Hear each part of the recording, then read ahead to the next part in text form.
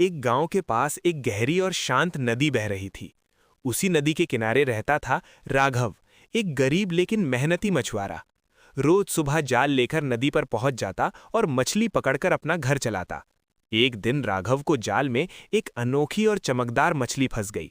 मछली ने इंसानी आवाज में कहा, मुझे छोड़ दो, मुझे मत पकड़ो, आज मुझे छोड़ दोगे तो तुम्हारा भला होगा। लेकिन राघव ने उसकी बात को मजाक समझा। उसने कहा, मैं मछुआरा हूं, यही मेरा काम है, और बिना दया दिखाए मछली को पकड़ लिया। मछली की आंखों से आंसू बहने लगे और उसने कहा, याद रखना, मेरी बद्दुआ तुम्हारा पीछा कभी नहीं छोड़ेगी। उसी दिन शाम को राघव की तबीयत अचानक बिगड़ने लगी। उसे चक्कर आए और वो बेहोश होकर गिर पड़ा। गांव वाले उसे तुरंत हॉस्पिटल ले गए। कई घंटे तक वो बेहोश रहा। जब राघव को होश आया तो उसके दिमाग में वही मछली के शब्द गूंजने लगे, मेरी बद्दुआ। तब उसे समझ आया कि जब मछली उसे मना कर रही थी, अगर वो उसकी बात मान लेता तो शायद आज ये दिन देखना न पड़ता। उसकी आंखों से पछतावे के आंसू बहने लगे। कुछ दिन इलाज के बाद जब राघव घर लौट आया तो उसका दिल बहुत भारी था।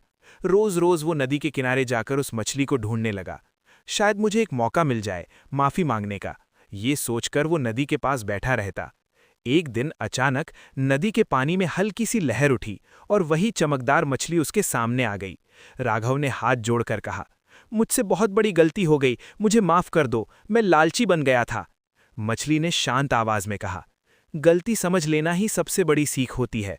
आज के बाद किसी भी जीव को दर्द मत देना। और ये कहकर वो गहरे पानी में गायब हो गई। उस दिन के बाद राघव बदल गया। अब वो सिर्फ उतनी ही मछली पकड़ता जितनी जरूरी होती और हर जीव का सम्मान करता।